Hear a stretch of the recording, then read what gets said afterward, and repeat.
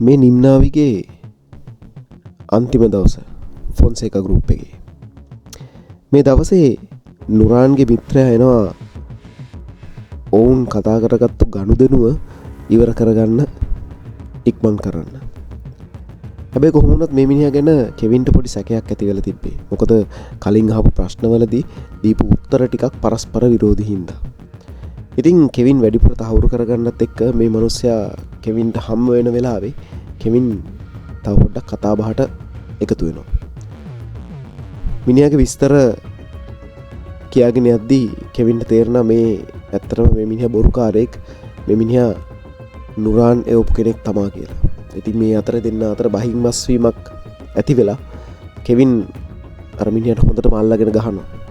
හැබැයි කොහොම වුණත් බේරෙන්න ඕනේ හින්දා මේ මිනිස්සයා අතට අහුවෙච්ච මල් වාසයකින් කෙවින්ට බොහොම හයියෙන් පහරක් එල්ල කරනවා. මේ පහර වැදෙන්නේ කෙවින්ගේ ඔළුවට. කෙවින් තුවාල වෙලා බිමට වැටෙන වෙලාවේ මේ මිනිහා පැන ගන්නවා.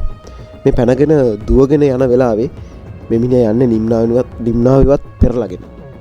හැබැයි නිම්නාවි කැමති නැහැ කෙවින්ගේ කාමරයට යන්න. මොකද නිම්නාවි දැන් ඉන්නේ කෙවින් එක්ක තරහින්. ඉතින් මේ සිද්ධියත් එක්ක කොහොම වුණත් මේ මිනිස්සයා දුවපු කලබලේ නිසා නිම්නාවිට නිකමට වගේ හිතනවා මොකද උඩේ කියලා පොඩක් ඔළුව දාලා බලන්න. ඒ වෙලාවේ තමයි නිම්නාවි දකින්නේ කෙවින් ලේ පෙරාගෙන වැටලා ඉන්නවා.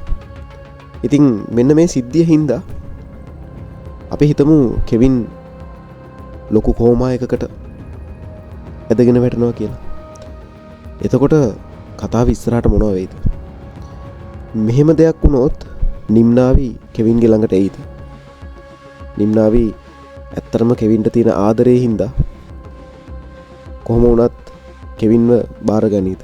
කෙවින්ව බලා ගනීද? එහෙම නැත්නම් නිම්නාවි හැමදේම අතහැරලා දාලා ෆොන්සේකා ගෲප් එකෙන් යන්න මෙයිද? ඔයාලට හිතෙන දේ අපිට කියන්න. ඇත්තටම මෙහෙම දෙයක් වෙන්න පුළුවන්ද? මේ කතාව තවදුරටත් මේ විදිහට දිග්ගැසි තියෙයිද? අපි ආයෙත් හම්බෙමු. ජය වේවා.